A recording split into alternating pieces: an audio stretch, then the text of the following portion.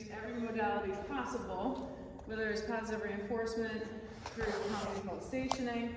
This is our beginning and our end to everything. And we want to carry this through everything that we do, because this is a healthier posture, a place the horse can rest, release endorphins, and be safe and manage their own nervous system. So if they can, what you're doing is for the horse to find this posture in the middle of a disaster, something that scares them, right? Hey, do you remember that you know how to find that? And they know how to find it, and they can go right back to it, because you've created neural pathways from the brainstem up to the neocortex. So initially, when you're first creating those neural pathways, it looks like a trail that's covered with weeds and brush. Actually, Dr. Rachel Bellini mentioned this the other day in her webinar with Wendy Murdoch, and you should look it up, it's really great. And she was talking about how in everything we're just constantly trying to help the horse find this posture. And so whether you're using surefoot pads to find this posture, and Masterson method, or Beamer, or classical hand work, or body work, the Boston movement method, or you're doing positive reinforcement training, and you're just constantly helping the horse find this posture. And maybe they go and they're moving in this posture, and they're going through obstacles, and then they're finding this posture, and they're going over the jumps, and they're finding this posture. And they're able to then lift the base of the neck and use it more athletically in a higher level of collection. But you're always trying to chase down this posture and show them, empower them that they can be the master of their own nervous system and find it no matter what. And so to me, it's the absolute most important thing that you can absolutely teach a horse, because they will help themselves get out of trouble if they can self-soothe.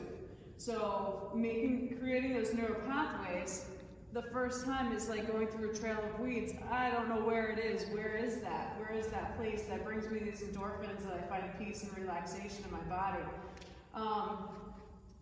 Where is it? And then they get so good at it. They get so good at it that it becomes a super highway, and it's wide and paved, and they're able to find it all the time. And so for us as horsemen, the best thing that we can do is to teach them how to find this all the time, so that they can always find that peace, and it can be a place of recall that they can go to and return to as a way to, when they have a sympathetic engagement or sympathetic response, right? And they start pumping adrenaline, and their head comes up, and they're concerned about the wind and the doors flopping and all the things. They know how to find their way back to homeostasis, to neutral, to this place of rest. And so our job as horsemen is to just continuously just keep helping our horses find that place. And it will keep them able to regulate themselves, which is the most ideal thing. It will help them build their athleticism on a posture of relaxation and correct biomechanics, right? So however you find that with them,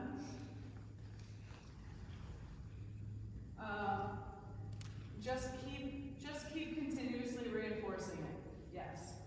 So if she's having a little bit of a hard time after a while standing still, I'll go back, because there's a lot going on outside with the wind and the doors flapping and whatnot. So I'm just showing her that she can find it again. And so I'm empowering her. Don't you remember your power? The power you have within yourself to feel better and release the tension and find that peace. That's what we want all the time.